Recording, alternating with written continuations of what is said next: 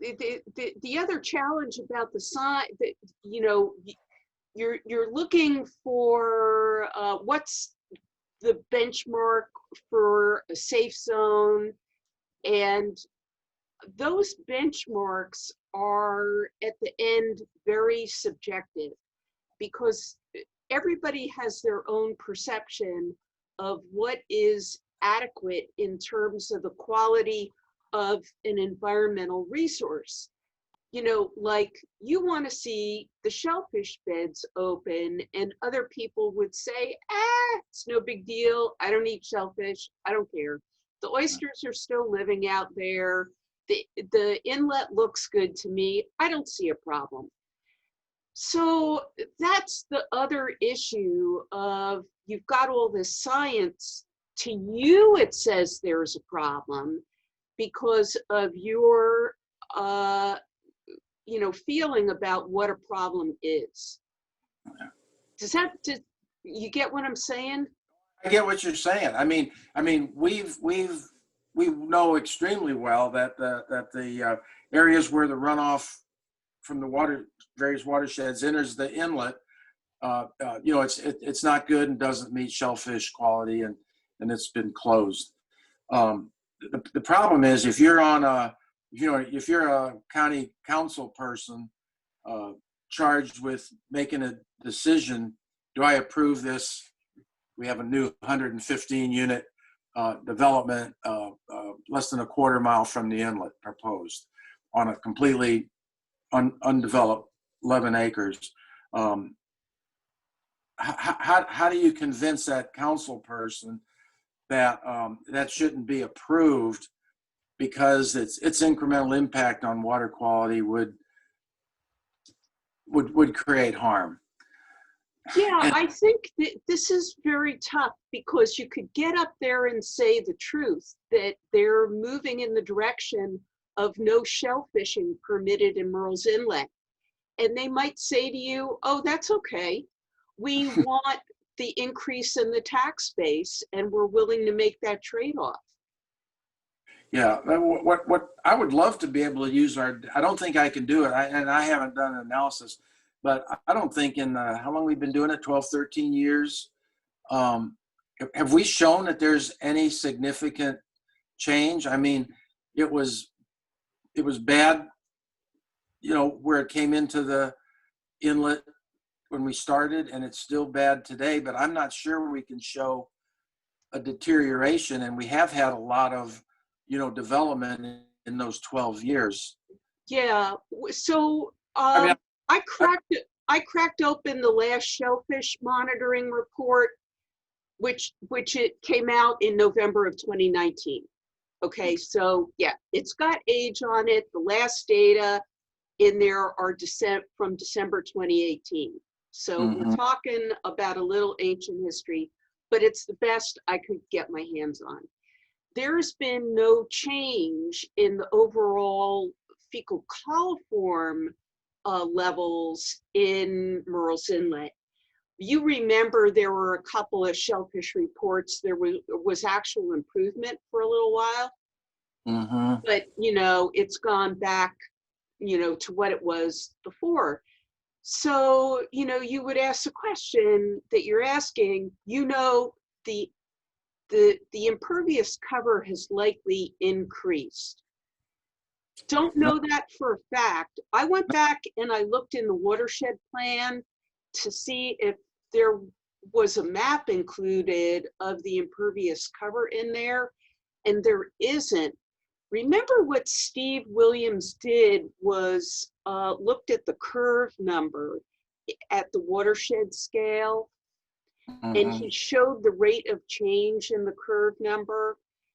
And there had been increases, and you would think, oh, you know, we should see a water quality deterioration as a consequence of those increases. And I think we picked it up in the fecal coliform data, but that was like over decades. So now we're just talking about like the past 10 years, and it doesn't look like there's been a significant deterioration over that time scale. Is that weird or what? Maybe there's been enough stormwater management with BMPs that it is, intercepting the bacteria. Well, it's interesting, Susan. And we're just talking about bacteria, remember, there's lots of other pollutants to worry about. A lot of other things, indeed. It's what, 4 years or more that we worked on the watershed plan. I still got a sticky on my thing here. I haven't even looked at it since then, but I don't know if you can see that. That was a calculation, rough calculation. 2.8 billion gallons per tidal cycle come in and out of the jetties in Murrells Inlet. Twice a day, 2.8 billion gallons of seawater that basically, flushes it. And I think that's why we're probably not seeing the change. And, I believe in science and I believe in data, and I don't believe in just using the data that helps you. I mean, and obviously this helps with water quality, but it doesn't help with our argument for less high density development, because like you say, we're really not seeing a detrimental change, and we've had 12 years of growth in housing and loss of pervious surface area and but on the other hand, during that same period is when stormwater management began. True. It began in 2007, and perhaps that's what's countering some of this. Could be. And that what we've documented is success in the sense that things have not gotten worse. Mm-hmm. Though it's certainly what I would have predicted. I know during one of the big high density apartment things, the samplers saw significant increase in turbidity, during the soil, while the soil was being disturbed. I remember Dave Gettles and them tracing it back to the construction site and all. Right. And I recall. Yeah, I recall that. A lot of tree loss affects, as you've pointed out many times, transpiration through the trees and uptake from the soil. So flooding, is another issue the community is concerned about. So anyway, we've got a lot of work to do as far as the comprehensive plan and addressing whether the zoning is appropriate, and see what we can get done there. I think your points about runoff into the inlet is having an adverse effect. I mean, that's a clear statement, because you see the difference in water quality, where the small streams enter versus further out into the inlet. But there's other things that turned up from the volunteer monitoring data that I think support what you're saying. Number one, we see higher numbers after rainfall. So quite a bit of the sampling has been done within that 3-day period after rainfall. And there are higher numbers, at our favorite sites. And which ones those are. Bacteria or other parameters, or? The bacteria. Bacteria, okay. Okay. Mm-hmm. The second thing is that the higher the salinity, the lower the bacteria numbers, which is telling you the bacteria are coming from runoff on the land. And the DHEC guys really couldn't document that too well, because they weren't up in the freshwater part of the watershed where the volunteers are. So I think the volunteer data really have demonstrated there are land-based inputs of bacteria. I don't see that they've gotten worse by looking at the trends over time, Mhm. but they've been uncomfortably high. Mhm. And ditto that the shellfish reports keep restricting. This last shellfish report, the recommendation was to move the boundary on the closed shellfish beds on the southern end, you know, the one at Huntington Beach State Park, further north. Mhm. And remember, we spent a lot of time trying to figure out how are bacteria coming from undeveloped land? You know, and you know what we concluded. Right. Yeah. Yeah.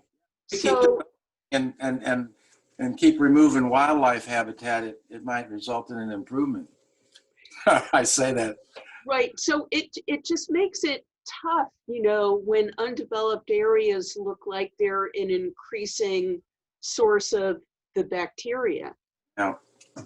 Yeah. On the other hand, you can trot out many uh, other communities that have these big long range mitigation plans, like Long Island Sound, to repopulate the oyster communities, to improve water quality, with their ultimate goal being to open the shellfish beds. Mhm. Mhm. Have you seen, there's a whole website that the Long Island group has for their effort. And they're like restoring millions and millions and millions of oysters. Oh. No, I wasn't aware they were doing that on the Sound. I mean, I know Chesapeake Bay is seeing some recovery and are undertaking huge efforts to try to get the oyster population back to a fraction of what it used to be. But that was a pretty sudden collapse, and that was mainly. Tell me if I'm wrong here, but wasn't that largely due to upstream development as well, all the way up Chesapeake and the Potomac? I mean, Oh, the Chesapeake? for the yeah. Yeah, I'm not too sure about them. I just got focused on the Long Island Shellfish Mm. Restoration Project. I don't know that Chesapeake Bay really did. Uh, uh, can I share my screen, Victoria? You should be able to. How do we do that? Green button at the bottom. Oh, share screen. Okay.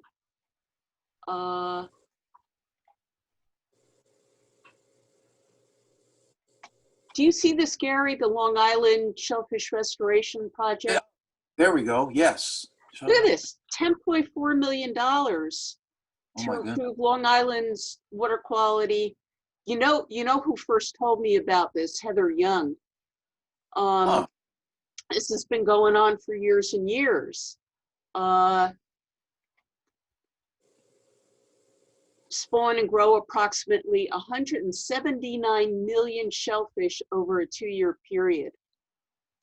After grow out and floating nurseries, the shellfish will be planted in designated sanctuary sites. So, you know, this was one of the action items considered in the watershed plan. Right. I remember. Yep. Particularly around site 0401. Mm-hmm. And so this kind of an approach to county council might be perceived as a win-win. Mm-hmm. Yeah. Yeah, I know that was in there. There was I haven't looked in any detail at the watershed plan, lately. Shame on me. But Sandra reminds me that there was talk, or perhaps a suggestion of a overlay zone. Yeah, you know, A watershed protection where the county designated a zoning area, oh God. and maybe required different things to protect the estuary, but I don't remember the details. Yeah, so what I put up on my screen here is the future land use map.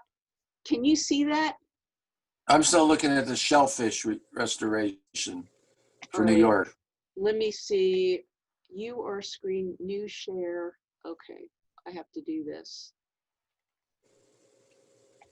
You guys are so far beyond me in using Zoom. Well, it's That, each video well, thing this, is different. I mean, I have a hard time figuring out how to log in when you send me the link. So that's where my head is at on. Are you looking at the zoning map? Yeah, well, this is the future land use map. It's not the current, Yeah. not, you know, Oh, I'm really familiar with this. Is what we've been trying to hammer into everybody's heads, that this is a huge problem right. because our area in Brown is designated as suitable for high density residential development. Uh, yeah, and what is Brown? I got really upset when I saw this area in gray that is residential designed. Did you guys spend any time talking about that? What what I understand about that, Susan, is this is a zoning designation they call planned unit development. Right. So I have a chunk of, I'm a developer and I have a 24 acres or something like that. And I decided I want to create a gated or a golf course community. And I come to you and I said, look, I'm going to do this and I'm going to have a little, maybe different setbacks, or maybe I'll put in a little bit of retail so people don't have to go so far for a loaf of bread. And it gives you some flexibility. But what it says is your areas like Wausau East, or these golf or other communities are zoned to allow that, rather than just a platted area where it's zoned for single family or duplex or multifamily. But we have not talked about it as being an area of concern as much as the Brown that's high density and loss of habitat, loss of Well, of pervious surface, loss of trees. I think the areas that are in Brown already have considerable development in them. They So they may be viewed as a foregone conclusion. Well, here's what happened back in the 70s, when zoning was first introduced to unincorporated areas of Georgetown County. They created a zoning district called general residential. And at that time, they wanted to do everything they could to, promote the economy, promote business. The Marsh Walk wasn't there. The waterfront was in economic decline. And they said that the general residential can have single family, multifamily, right up to what we call high density, 16 units per acre. And those areas in Brown are zoned general residential. And Right now. most of, you're absolutely right. It's highly built up, but there's a lot of undeveloped parcels. And what's happening now is developers are coming in, gobbling these up and putting as many units as the zoning ordinance allows on them. So we had a 240 unit in our watershed that we sample. They're going to phase 2, which is 143 more. There was one up at the very northern end near the Horry County line that's up at the county council this week for 115 units on 5 acres or 10 acres, excuse me. They're just filling in every place they can. And if there's a storm, or if they even came in and bought a block with city of currently single family, they could come to and say, because it's zoned this way, we have every right in the world to put up a 3-story apartment complex, anywhere that it's brown. And the folks are saying this is not sustainable. Even Garden City Beach, which is primarily single family vacation resort residential, could be built with, according to this, with 16 unit per acre apartment style buildings along the beach. And we don't know what impact for sure it would have on water quality and all that, but it just can't be good to be going uncontrolled residential development and increase, even though the stormwater regs require runoff to be retained, it's not the same. And I know I sound like I'm on my soapbox, but our feeling is we got to do something to get the zoning changed to something that's does not result in a lot of high density so close to the estuary. But we're not sure how to go about it. But this is there's some interesting ideas already from the discussion here today that we could certainly put forward. And the biggest one is where all the like this chart here, I can't see the bottom of it. I need to get rid of our faces. Or I put the shellfish map up. Right, and the tan or oranges tan are closed, are areas that are closed. There it is. Yeah, so here's the problem. It's like the damage is already done. Mm-hmm. And great visual to use for this. Right, so, and this is the new section down here at 418, where Mm-hmm. that boundary has moved up and down over the years. Yeah. But so somebody could look at this and say, well, we've already screwed it up, so what's the point? Why worry? Let's keep going. Another person could say, oh, look at what they're doing at Long Island Sound. We Mm-hmm. think we can get this back, but we've got to, in addition to planting oysters, we've got to do better land use management. Right. And I'm suggesting that you have to pick something that the community will rally around. And absolutely. If you pick oysters, that might be the winner. Mm-hmm. And even if not oysters, we're already seeing just from public response, public comment, and all that they jump on water quality and as being an important criteria, and also flooding. And what these projects are doing are cutting down hundreds of trees, literally hundreds. Even with our tree ordinance, they're still basically effectively clear cutting for these, which is sad. We thought that the tree ordinance would get more protection, but it really hadn't done so. And of course that affects water quality. Trying to get our faces back here.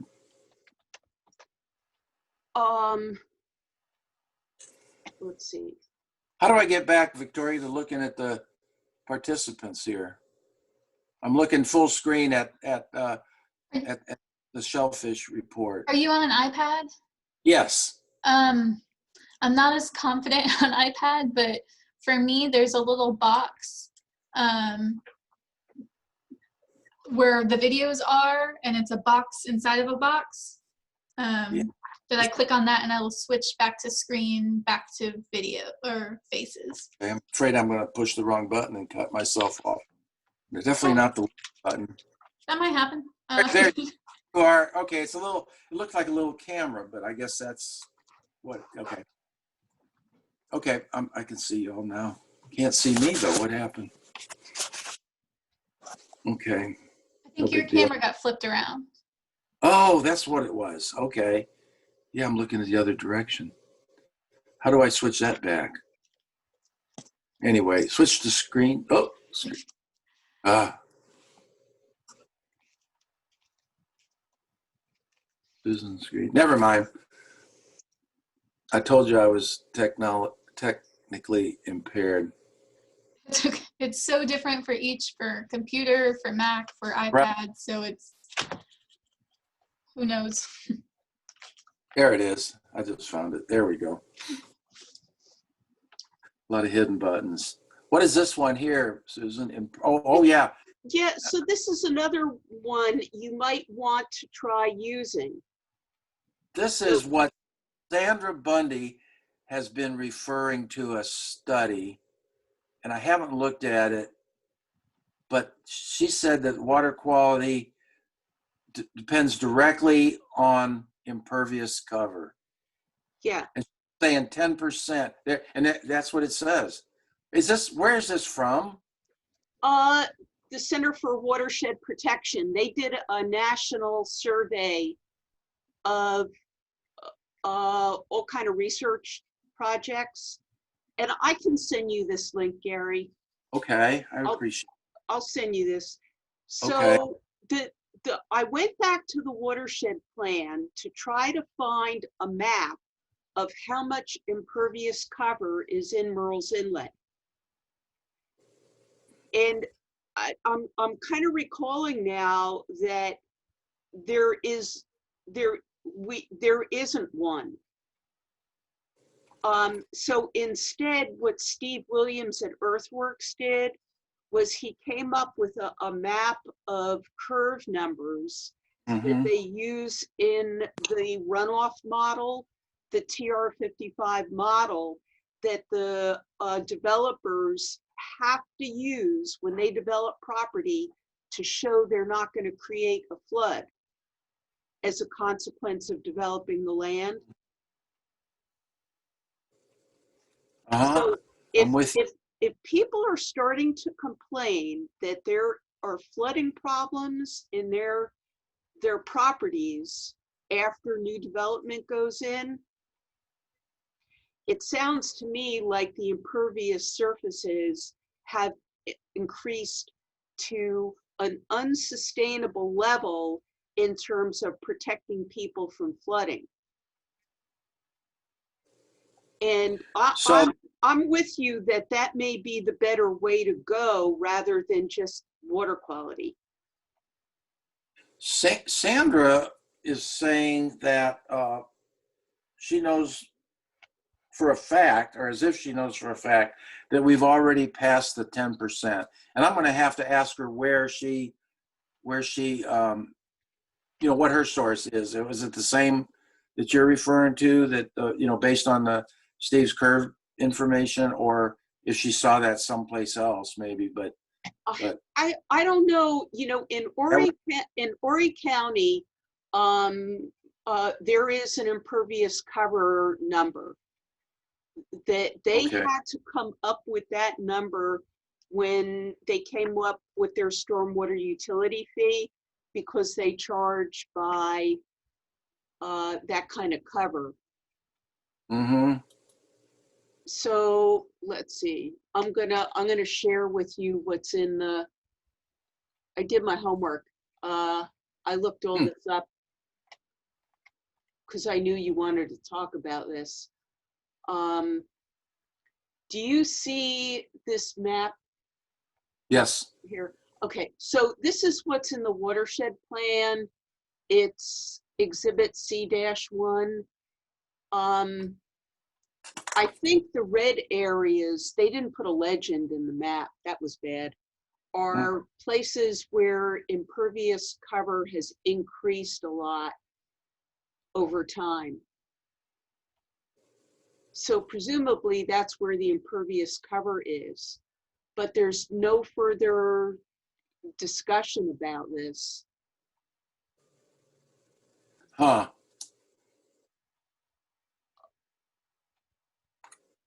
Displays the rate of curve number change for each delineated watershed. So that's a rate of change, huh? Yeah, that these are the areas that have undergone rapid development.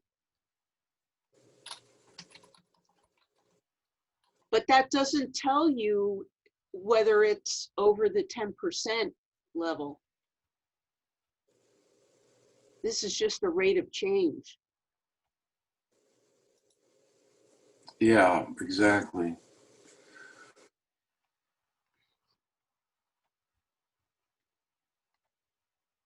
Oh, look You at would, that. you would think somebody might have a, based on all the sophisticated mapping techniques and all that they have, that somebody would have a tool where you could look at your watershed and get a approximate, an estimation or something based on satellite. But I don't know that something like that exists. I think what And you're if saying is reasonable and you should request it, because you want to apply that model. If you're over 10%, you have to take extraordinary measures with any future development to prevent polluted runoff. I was thinking the Georgetown County GIS manager should be able to pull that information together if they haven't already.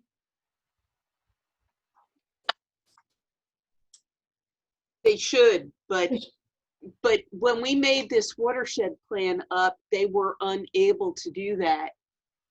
Mm. So this is all that we were able to put in the plan. Murrells Inlet landscape has changed significantly over the past few decades due to population growth and development. It is suspected that as impervious surfaces become more prominent features, fecal coliform levels would likely increase. And then it references that Exhibit C1 using curve numbers as an indicator of the drainage characteristics of each watershed. There has been a significant increase in the amount of impervious surface area in Murrells Inlet over the past 18 years.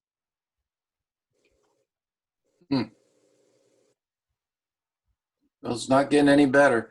I'm looking at EPA's website. It says Watershed Academy Web. Are you familiar with that at all? Yeah, I've seen that, yeah. I just looked for tool, and it has tool 1, land use planning, and it says impervious cover. Anyway, I won't do this on the call, but I'll look into that and see if there's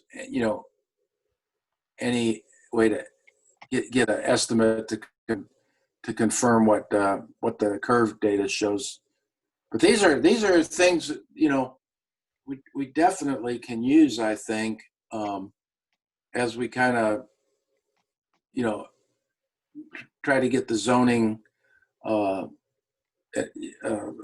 change to we looked at, let me back up, we looked at what Hatteras area in North Carolina is doing, because we felt it's a similar geographic area, a narrow strip of land bounded on water on 3 sides, and trying to retain its historical character, and while protecting water quality, and so many similarities, and they've done an amazing job with their planning, and we're kind of using that as an example of what we might want to emulate, but they've just came out as a goal to remain primarily single family, lower density in their unincorporated areas, which is the complete opposite of what we have here right now. And but these are some water quality based data and visuals that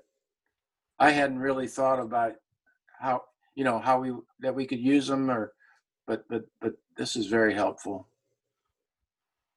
Well, good, because this is the window of opportunity. Right. And at least the language in the draft document sounds really good.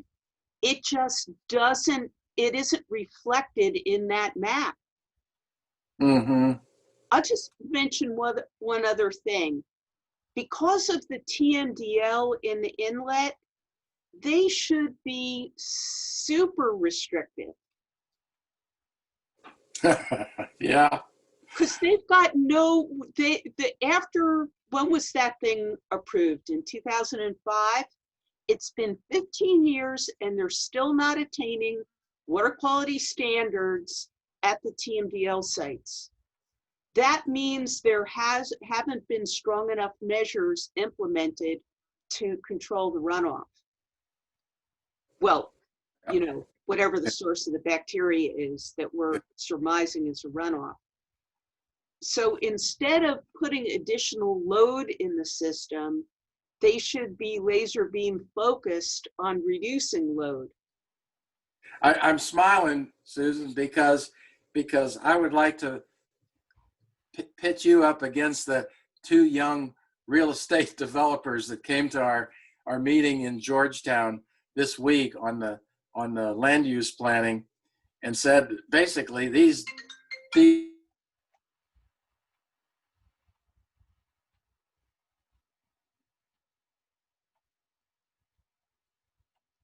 Gary, I lost your sound. Same, I can't hear you, Gary. It sounded like somebody called him on the phone. Yeah, someone did call him on the phone. Right. Oh, you know Oh, I had a call back. on the phone. Oh, could Yeah. you dial back? The last we heard was the two real estate developers got up. So these are two big guys that are about 6 something and look like they just come from the gym. And one of the local news stations was interviewing them at the public meetings at the Georgetown County. And their message basically was, you know, how dare these tree huggers tell us we can't develop our land the way zoning allows. And they have no right to come here. And luckily they interviewed me afterwards, and I said, we're not against growth. I said, it's just, you know, what is sustainable and doesn't harm the water quality and increase flooding and overburden our schools and our shellfish beds. I can just picture us facing them and saying, you know, well, the shellfish beds are in jeopardy and therefore we can't build any further. It would be a war. Well, Katya, do you have any words of wisdom for us? Solve this problem, Katya. I'm working on the sustainability side of things. Yeah, so maybe there's some solution to. I think you're getting a good sense of what's needed here. Our approach right now, Katya, is the Georgetown County made a mistake by not including public input early on in the planning process. And thank goodness they're going to do that now. They're going to put the comprehensive plan. It's only done once every 10 years, so we really don't get another shot, you know, for a long time. So we got to get this right. But our message is, let us sit down together with all the different stakeholders, the developers, the you know, people concerned about water quality and the traffic and all that, and just see where the consensus is. I mean, these developers, the first thing they say is, well, we've lived in Murrells Inlet all our lives and you're not looking at our rights. Well, we're really protecting their rights when we protect the water quality in the inlet and all, because CCU, you know, Rob Salvino did that study talking about the tremendous value that a healthy inlet has as far as attracting, you know, tourists and all. So it's in everybody's interest. So we may not be able to develop to the maximum, but there's got to be some area of compromise where we agree this is sustainable, or at least get closer to that than where we are today. So I don't know. Yeah, so the problem, Gary, is sustainability is in the mind of the beholder. That's What's true. sustainable to you is not the same thing as sustainable to that developer. Well, exactly. And I mean, look at climate change.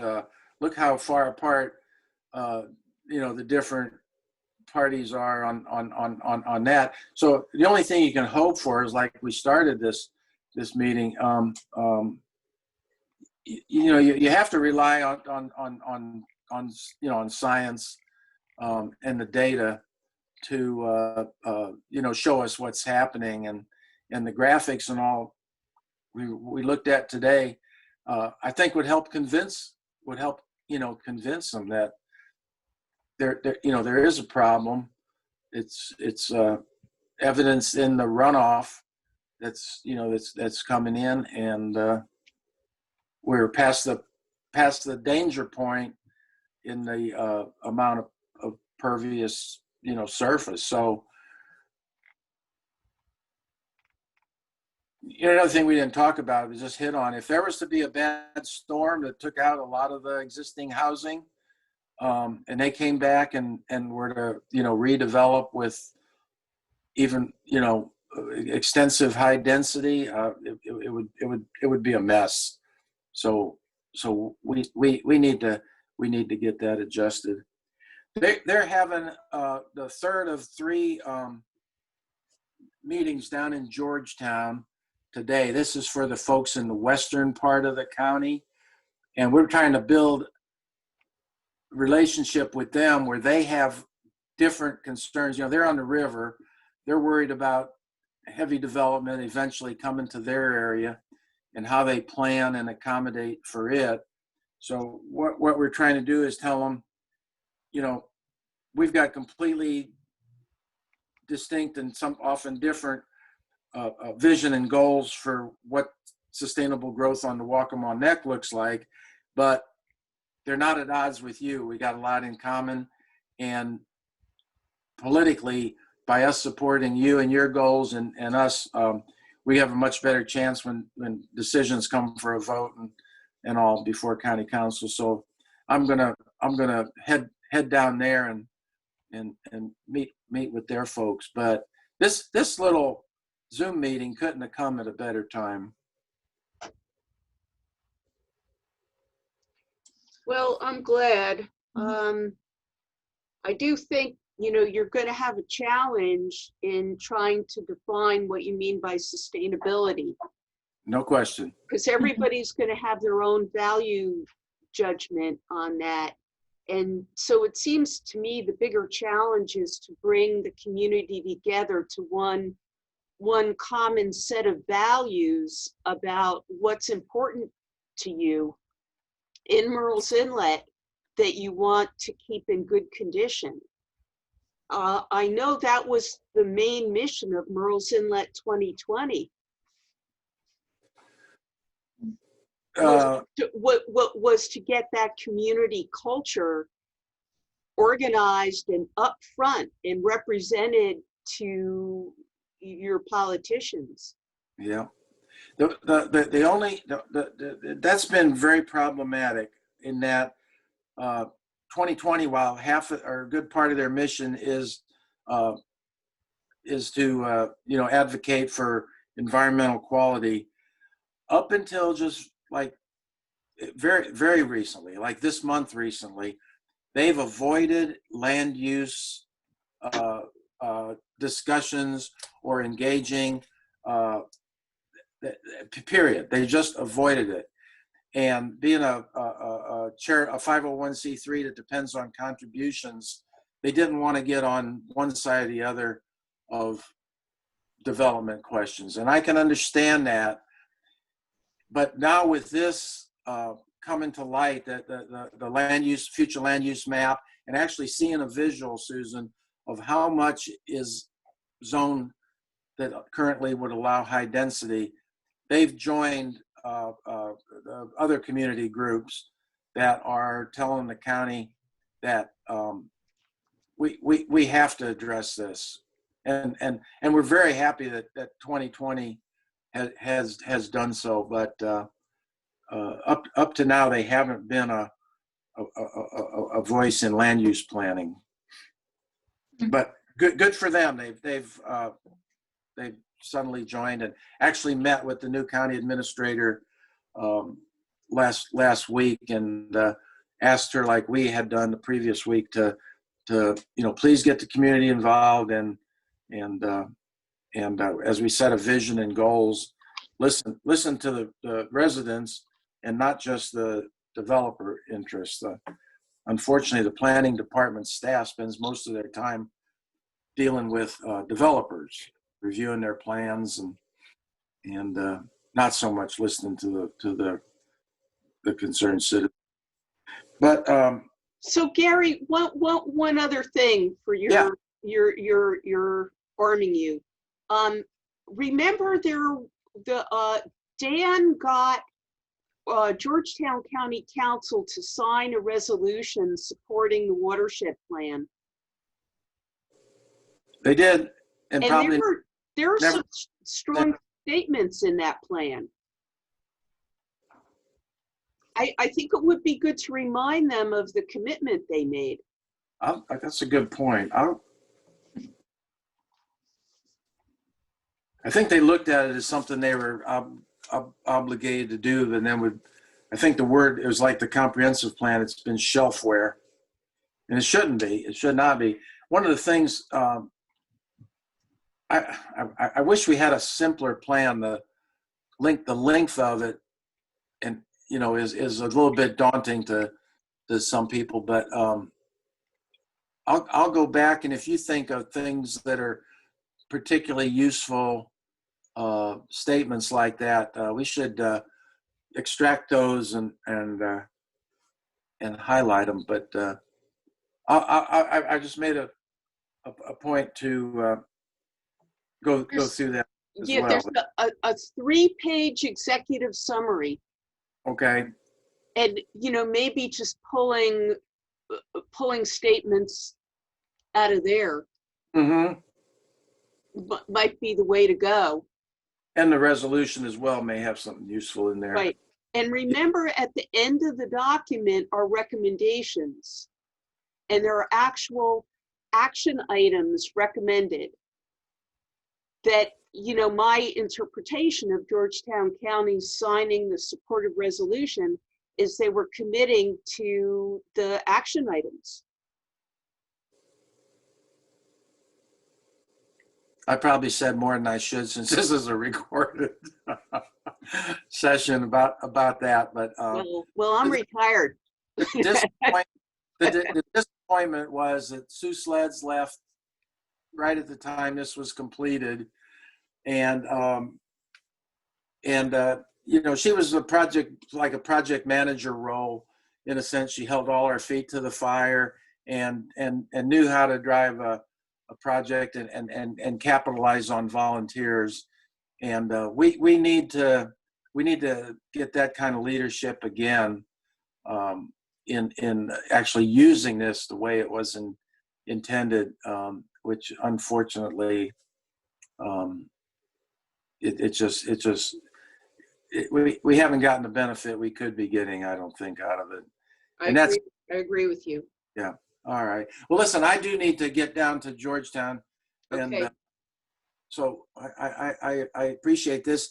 If you'll send me whatever links or anything you think of, that's helpful. But but this I got several pages of notes here, and this was really, really helpful. And good seeing everybody. Glad everybody's well. Katya, nice meeting you. Nice to meet you. I Zoom meet the nicest people on Zoom these days, don't you? Yeah. Thank you, Okay. Gary. Good. All right. Good to see you Thank too. y'all. Bye-bye. Bye. Okay, bye.